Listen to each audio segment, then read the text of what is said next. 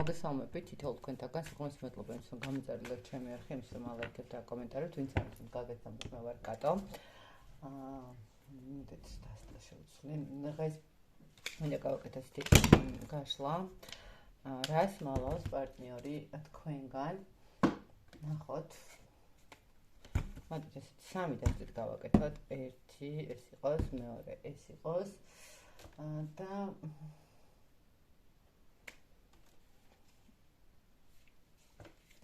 მესამე იყოს, მოდით ნახოთ.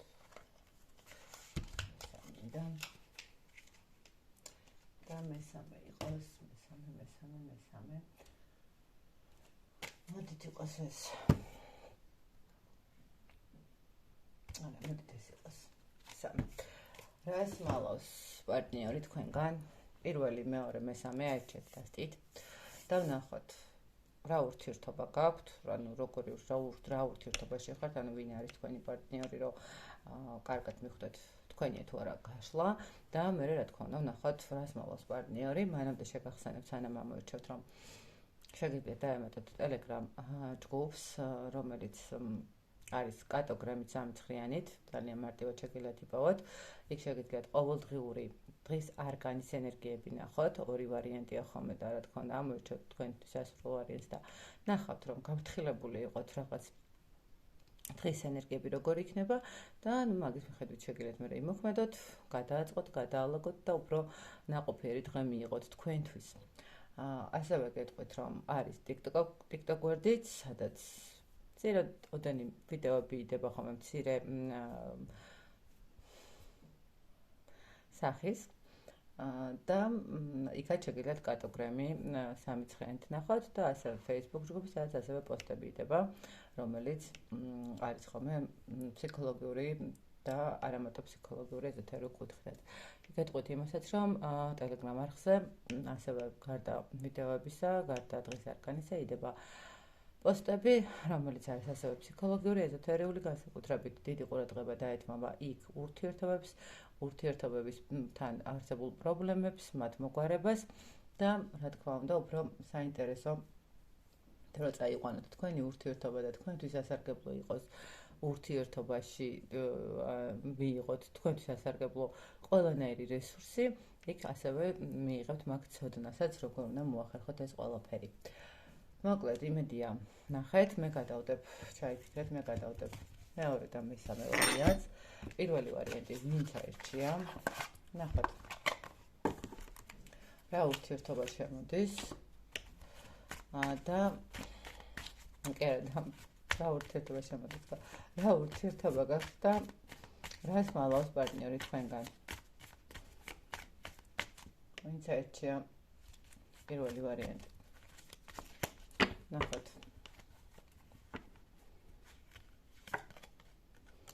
ვინ არის ადამიანი საკმაოდ ეგოისტი, პირველ რიგში ესე ვიტყო, თავზე ძალიან შეყვარებული ნარცისი, შეიძლება ესე ვთქვათ. ადამიანი, რომელთან ურთიერთობაში შესაძლებელია თქვენ ძალიან ბევრი რამე ისწავლით კიდევაც, შეიძლება ითქვას, რომელმაც მოახერხა და ცოტა ცივიც გაგხადათ, შეიძლება ადამიანი, რომელიც მხოლოდ დაპირებებში არის და მოქმედებას არაფერს არ აკეთებს, აი ესეთი პიროვნებაა, ესე რომ ვთქვათ. ამ ეტაპზე მე რატომღაც ვგრძნობ და ვხედავ ამას, რომ თქვენი ურთიერთობა არის და კიდევ არის რაღაცა დაპაუზებულ მდგომარეობაში, შესაძლებელი აქ დასრულებულ სიტუაციაშიც არის, მაგრამ ერთმანეთის გაშვება ნამდვილად ვერ ხდება. ხო, ერთმანეთის გაშვება ვერ ხდება, იმიტომ რომ რაღაცა დაუმთავრებელი საკითხები დაგვჭა ხო, კითხვები, რომელიცაც პასუხები გვაქვს მისაღები. უბრალოდ აქ ადამიანები რაღაცა შეიძლება იმ მომენტსაც ვერ უშვებენ, ნახეთ როგორი მომენტი არის, როდესაც ბევრი ჩავდეთ და აი რაღაცა სინანულის მდგომარეობაც რო გვაქვს ხოლმე. ესეთი ადამიანი მოვიდა. ადამიანი, რომელიც დღესდღეობით არ არის თქვენს გვერდით, დღესდღეობით არის თქვენგან შორს, მაგრამ ამ ადამიანთან ურთიერთობის დროს თქვენ ძალიან დიდ ილუზიაში ამოყავით თავის. ძალიან ბევრი რამ დაპირება იმედგაცრუებით დამთავრდა და ადამიანი, რომელიც არის თავზე შეყვარებული ეგოისტი. კარგით, ნახოთ, რას მალავს ეს ადამიანი რას მალავდა ალბათ თან რას მალავს მალავს იმას რომ მას ძალიან ეშინია რაღაცა პასუხისმგებლობების მდგომარეობის ხო მას აქვს ძალიან ცუდი გამოცდილება შესაძლებელია თქვენამდე ურთიერთობაში მას ჰქონდა ცოტა ისეთი გამოცდილება რომელიც კარგად არ დასრულდა ამ ადამიანისთვის შეიძლება ითქვას და მალავს იმას რომ რეალურად ადამიანს შეეშინდა აქ ურთიერთობის ცოტა ისე შეიძლება სხვა საფეხურზე გადასვლა ან ზოგადად ურთიერთობის შესრულება რაღაცა პასუხისმგებლობების მომენტები შეეშინდა ხო თუმცა მე ესე გეტყვით რომ ადამიანი მალავს იმას რომ მას უნდა თქვენთან აქტიურად ურთიერთობა მას მალავ ამბობს იმასაც რომ მისი არჩევანი წასვლასთან დაკავშირებით ეს არ იყო გულით არჩევანი შესაძლებელია ეს არ იყო მისთვის სწორი გადაწყვეტილება მალავს იმას რომ მას უნდა რომ რაღაცნაირად დაბრუნდეს ურთიერთობაში შეიძლება ითქვას ახლა ალბათ როგორც ჩანს ისე გახდა დასრულებული აქ ურთიერთობა რომ დაბრუნება ცოტა რთული იქნება ამ ადამიანის ყოველ შემთხვევაში და ვერც ამჟღავნებს ამ ყველაფერს მაგრამ გეტყვით იმას რომ ადამიანი იმას მალავს რომ მას უნდა დაბრუნება და მალავს იმას რომ რაღაცა პასუხისმგებლობების შეეშინდა რაღაცა ზედმეტად შეიძლება ისეთ რა მომენტი იყოს კიდე ნახეთ არის ხომ ესეთი მდგომარეობა როდესაც ადამიანი ურთიერთობას იწყებს მოდი ურთიერთობა გქონდეს რაღაცა პასუხისმგებლობების გარეშე და არც მე ვარ ვალდებული შენთან არც შენ ხარ ვალდებული ჩემთან და ნუ რაღაცა ესეთი ურთიერთობა ჩამოვაყალიბოთ ხო მაგრამ ნახეთ მე როგორ რაღაცა დროთა განმავლობაში ახლა არ არსებობს ესეთი უპასუხისმგებლო ურთიერთობა კი ბატონო უბრალოდ რა ვიცი კარგად ვსაუბრობთ კარგია გათვერთობით სადღაც ერთად ყავას გემრიელად მივირთვათ, მაგრამ დროთა განმავლობაში გული მაინც თავისას აკეთებს, ხო? მაინც მარტო ტვინით ვერ ხდება ყველაფრის განსაზღვრა და გაანალიზება. ამიტომ ადამიანს როგორც კი ჩაერთო გულის ჩაკრა, ესე რომ ვთქვა თქვენთან მიმართებაში, მაშინვე გაგერდეთ, იმიტომ რომ მას შეეშინდა ურთიერთობის, იმიტომ რომ მას უკვე ჰქონდა გამოცდილება ურთიერთობაში, რომელიც არ დასრულდა მის დასასიკეთოდ. აქედან გამომდინარე, მას შეეშინდა და გავიდა. ანუ ჩართო გონება ეგრევე. ნახეთ, როგორც კი გული შაკრა, გაიხსნა ეგრევე გონება ჩართო, რომ არ გეგრძნოთ ეს მომენტი, ხო, თქვენ რომ არ დაგენახათ, რას მალავს. მალავს იმას, რომ თქვენთან კიდევ ერთხელ გონებთ, ადამიანს უნდა გაახლება ურთიერთობის, უნდა თქვენთან შესაძლებელია ესე ვთქვათ, დაბრუნების მომენტი, მაგრამ მალავს ამ ყველაფერს, იმიტომ რომ მისთვის ეს ყველაფერი შესაძლებელია, რომ ესე ვიტყოდი, შეუძლებელია თქვენთან დაბრუნდეს. ანუ ნახეთ, შეიძლება იმ დონეზე ისე ცუდად წავიდა ადამიანი ურთიერთობიდან, რომ დაბრუნება ნამდვილად ისე მარტივი არ იქნება. და ამიტომ დამალავს რა თქმა უნდა სინანულსაც იმას რომ რაღაცა თქვენთან ურთიერთობაში აი ესე გამოვიდა. მოკლედ პირველი ვარიანტი რა ვიცი ალბათ თუ თქვენთვის მნიშვნელოვანია შეიძლება მინიშნებაც მისცეთ ამ ადამიანს რომ თუ აქვს შანსი რა თქმა უნდა დაბრუნების. კარგით, ნახოთ მეორე ვარიანტი. თქვენგან რას მალავს? თქვენგან რას მალავს? რა ურთიერთობაა? ვინ მოვიდა სასაუბროდ?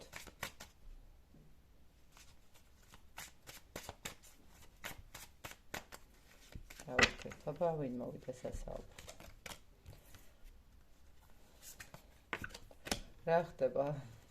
ადამიანი რომელიც ამ ეტაპზე აქაც არის შორს თქვენგან აქ უკვე სამკუთხედი სიტუაცია არის თამამაჩემელია ვთქვა ადამიანი არის წასული ურთიერთობიდან იმიტომ რომ სამკუთხედი ურთიერთობა იყო იმიტომ რომ ადამიანმა ალბათ ვერ მიიღო გადაწყვეტილება ვერ მიიღო რაღაცა სწორი მიმართულება და მისი მოქმედება იყო ყველაზე მარტივი სიტუაცია წასვლა. თუმცა შესაძლებელია ბოლომდე წასულიც არ იყოს აქ ადამიანი მაინც ესე რატომღაც ეს ინფორმაციაც ესე მომდის ბოლომდე წასული არ იყოს რაღაცა პერიოდულობით გამოჩნდებოდეს პერიოდულობით რაღაცა კომუნიკაციაზე იყოს. ყოველ შემთხვევაში მოდით ესე ვთქვათ მეორე ვარიანტი ეხება იმ ადამიანებს ვინც სამკუთხედ სიტუაციაში არის ვისაც სხვა პარტნიორიც გყავს თქვენს პარტნიორს და უბრალოდ რაღაცა ესე ორ სივრცეში ну ცდილობს ყოფნას, ხო? რა თქმა უნდა, თქვენგან შორს არის, იმიტომ რომ ხა როცა ადამიანს სხვა ურთიერთობაც აქვს, შესაბამისად თუ პირდაპირ მნიშვნელობით ყავს მეუღლე, ოფიციალური, რა თქმა უნდა, ის თქვენთან ვერ იქნება ვერანაირად ახლოს, ხო? აი აქ ესეთი ურთიერთობა არის. კარგით, რას მალავს ეს ადამიანი თქვენგან? რას მალავს ეს ადამიანი თქვენგან? რომ ვერ იღებს გადაწყვეტილებას. თუ თქვენ გეუბნებათ ეს ადამიანი რომ ადრე თუ გვიან მაინც მიიღებს გადაწყვეტილებას, ან ცოტა დრო სჭირდება და მიიღებს გადაწყვეტილებას, მე ესე გეტყვით რომ მალავს იმას, რომ ვერ მიიღებს გადაწყვეტილებას როგორც ჩანს. იმიტომ რომ ადამიანი როგორ არის იცით, აი ძალიან რთულია ამ ადამიანისთვის რაღაცა გადაწყვეტა, რაღაცა კარების დახურვა, ძალიან რთული არის როგორც ჩანს ამ ადამიანისთვის, ძალიან უჭირს ამ ურთიერთობის გაშვება შესაძლებელია და ასევე იმ გადაწყვეტილების მიღება, რომ იქიდან წამოდის. თუმცა ადამიანი მალავს იმას,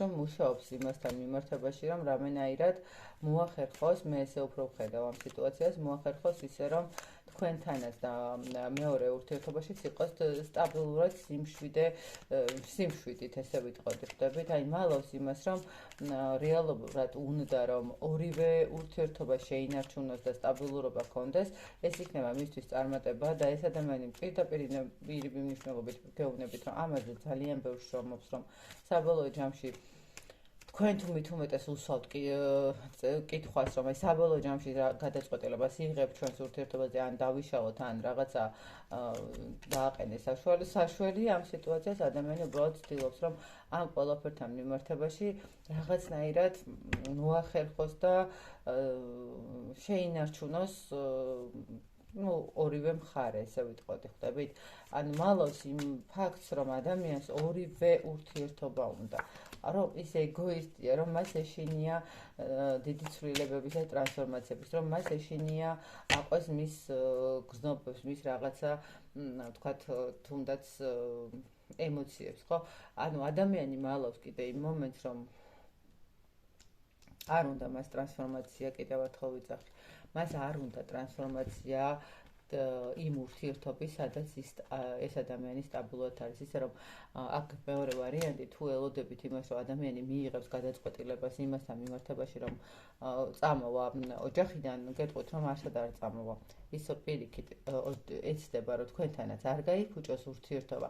ნახეთ, კიდე აქ მეორე მომენტი არის. შესაძლებელია იყოს ის მომენტი, რომ ადამიანი ცდილობდეს, რომ თვითონ კი არ წავიდეს ურთიერთობიდან, რომ მერე სათქმელი არ გქონდეთ, რომ ვთქვათ, დრო დამაკარგინე, ან რაღაცას რატომ პირდებოდი, ხვდებით, არამედ თქვენ მიგიყვანოთ იმ მდგომარეობამდე, რომ თქვენ თქვათ, რომ მოდი წადირე შენ გზაზე, მე ჩემს გზაზე, ხვდებით.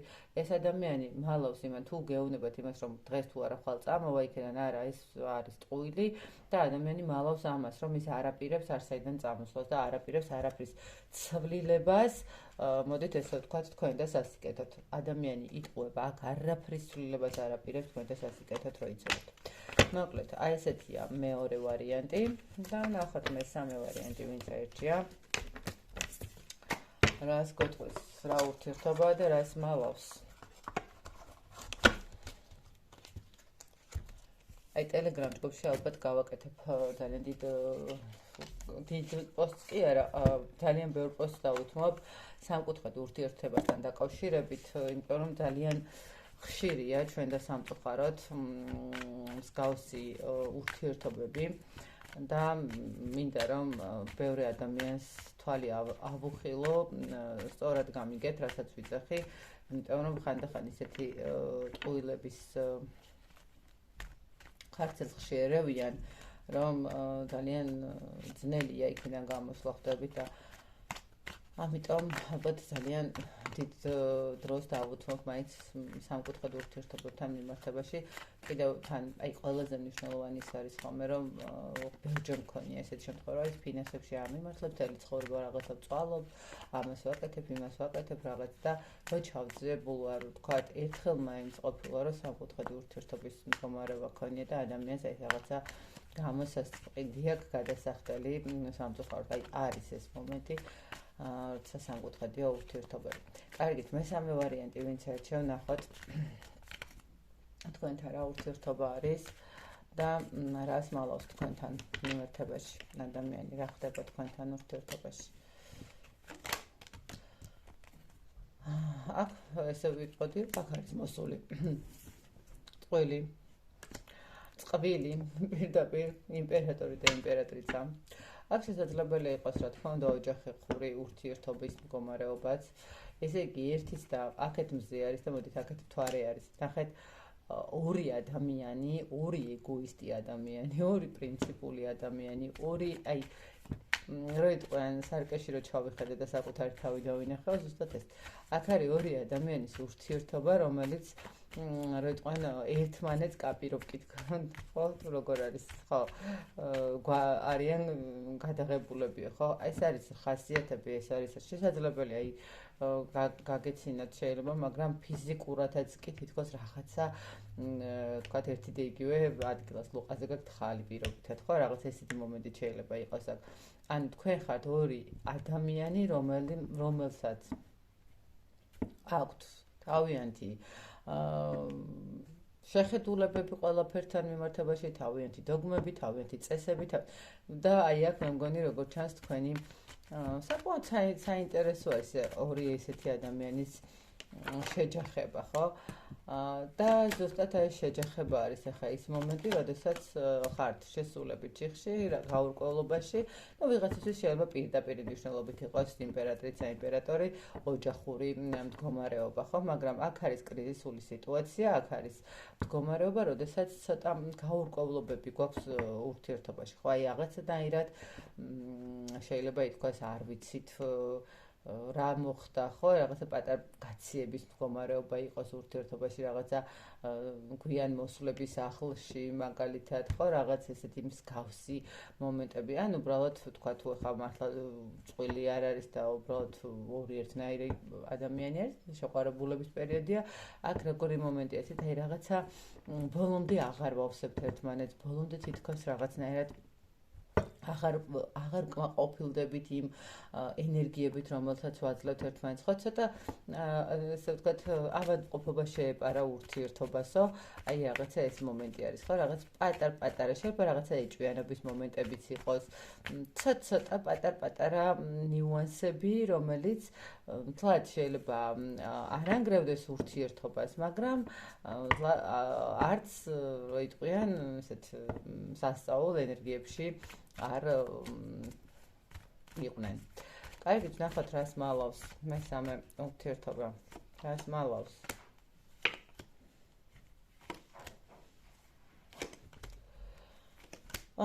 აქ ადამიანი მალავს იმას, რომ ძალიან დაიღალა ურთიერთობით, რაღაცა ეთყობა, ну, ერთნაირი ადამიანის მდგომარეობა, როდესაც არის დათმობაზე არც ერთი მიდიხართ, ადამიანი მალავს იმას, რომ დაიღალა, უბრალოდ არ უნდა რომ გითხრათ, რომ დაიღალა, მაინც აგრძელებს ურთიერთობას, მაგრამ მალავს იმასაც, რომ მოდით ესე გეტყვით, ადამიანს უნდა წასვლა ურთიერთობიდან, უკვე ვეღარ გაერკვია, რა ხდება ურთიერთობაში, შეიძლება ითქვას. ადამიანს პირდაპირ გეტყვით, რომ უნდა წასვლა ურთიერთობიდან, აქ უნდა ადამიანს რომ გავიდეს. ყველა ისეთი არკანი დაიწყება ფაქტურად, რომელიც ნიშნავს, რომ დავასრულოთ, დავამთავროთ და ну შევეშოთ, ხო? ну თუ ეხა მართლა ოჯახური ურთიერთობა არის აქ და ოჯახურ წყვილზე მაქვს საუბარი. რა თქმა უნდა, ძალიან რთულია მიიღო ეს გადაწყვეტილება. ვთქვათ, წლების განმავლობაში ერთად ვართ, ერთი ოჯახი ვართ და შესაბამისად ესე მარტივი არ არის წასვლა, ხო, ურთიერთობიდან. მაგრამ მოდით ესე ვთქვათ, აქ არის ის სიტუაცია, როდესაც ურთიერთობა შევიდა ჩიხში, ურთიერთობა გადაიწვა, იმიტომ რომ აღარ აძლევთ რაღაცა იმ ენერგიას, რომ რითაც საერთოდ ურთიერთობები იკვებება, ხო, რითი იკვებება ურთიერთობა იმ ემოციებით, რომელსაც ერთობლივად ვქმნით. თუ აქ ერთობლივად შექმნილი ემოციები აღარ არის, რა თქმა უნდა, ურთიერთობა უკვე კრიზისში არის. როგორც დაიწყო კრიზისი, ну რაღაცა პერიოდი შეიძლება აიტანო ეს კრიზისი, რაღაცა პერიოდი შეიძლება გაუძლო, მაგრამ ნახეთ, კიდევ ერთხელ ვიძახი, აქ იმდენად ორი ერთნაირი ადამიანი ხართ და იმდენად ერთმანეთს შეიძლება ითქვას, რომ აი სიტყვას ჰაერში არ არჩენთო, აქ ადამიანი დაიღალა და უბრალოდ მობეზრდა ურთიერთობა. უბრალოდ უნდა რომ რაღაცა ცოტა უფრო მსუბუქად იყოს ურთიერთობა, თუ არის შესაძლებელი. თუ არ არის შესაძლებელი აქ მსუბუქად ურთიერთობა, რომ ერთმანეთი არ დავძაბოთ და ერთმანეთს დავუთმოთ, მაშინ ადამიანს უბრალოდ უნდა რომ წავიდეს, უბრალოდ უნდა რომ დაასრულოს ის ურთიერთობა, რა ურთიერთობას თქვენ გაქვთ, მაგრამ ჯერჯერობით ამას ვერ ამბობს, შეიძლება სხვადასხვა მიზეზების გამო, ხო ჩვენ ახლა მაგას არ ვუყურებთ, რატო ვერ მიდის ან რატო ვერ ტყავს ამ ნაბიჯს. ყოველ შემთხვევაში აქ ადამიანს ესე გამოდის, რომ უნდა რომ გავიდეს ურთიერთობიდან. ცოტა უფრო მეტი ენერგიები სჭირდება, იცით, დადებითი ენერგიები, იმიტომ რომ ადამიანი არის როგორც შინაგან კონფლიქტებში თავის უკვე ნახეთ, როდესაც არის გარეგანი კონფლიქტები, ანუ ერთი ადამიანი მეორე ადამიანთან არის კონფლიქტურ სიტუაციაში, კიდე რაღაცების დარეგულირება ხდება, მაგრამ როგორც კი ადამიანი იწყებს შინაგან კონფლიქტებს, ანუ საკუთარ თავში იწყებს კონფლიქტებს, აი მან უკვე ძალიან რთულია ხოლმე რაღაცის გადარჩენა. ამიტომ თუ არის საშუალება რომ გადაარჩინოთ ურთიერთობა და მიხვდით ვის არის ეს მომენტი, აქ ცოტა სიმსუბუქე მიეცით თქვენ ურთიერთობას, ახალი ემოციები მიეცით, იმიტომ რომ ძალიან სჭირდება თქვენს ურთიერთობას. ადამიანი უბრალოდ გადაიწვა, უბრალოდ აღარ შეუულია თქვენთან კამათი, უბრალოდ აღარ შეუულია თქვენთან ომი, შეიძლება ესე ითქვას და შეიძლება არც უნდა ხვდებით, მაგრამ რაღაცა ესე გამოდის. არის წამოსვლელი, პირდაპირ გეტყვით, არის წამოსვლელი იმაზე, რომ იმუშაოთ ერთობლივად ურთიერთობის აღდგენაზე, მაგრამ ცოტა მეტად მოგიწევთ რაღაცების დათმობა, შეიძლება ესე ითქვას, თქვენი მხრიდან. ხო, ახლა რას დათმობთ და როგორ დათმობთ, მაგას უკვე თქვენ თვითონაც გაარკვევთ, რისი დათმობა გიღებთ ან რისი დათმობა არ გიღებთ. ყოველ შემთხვევაში ადამიანი მალავს იმას, რომ უბრალოდ всё ამოიწურა, აღარ არის უკან დასახევი, უკვე ყველანაირი პრობლემა წინ დგას, უკვე ყველაფერი პიკზეა მისული და ადამიანს უბრალოდ უნდა რომ მიუხედავად იმისა, რომ არ არის დარწმუნებული, რომ იქ სადღაც კარგად იქნება და ბედნიერად იქნება, მაინც ადამიანი ფიქრობს, რომ ყველაზე კარგი გამოსავალი აქეთ ურთიერთობიდან გასვლა. მოკლედ ასეთ გამოვიდა სამი ვარიანტი. მე რა თქმა უნდა გისურვებთ ბედნიერებას, ითხოვ თქვენთაგან წარმატებას, სულებს და უსაწყლოს სიყვარულს და შეგახსენებთ, რომ პირადი დიაგნოსტიკისთვის უნდა მომწეროთ WhatsApp-ში და Telegram-ში, პირად შეტყობინებაში.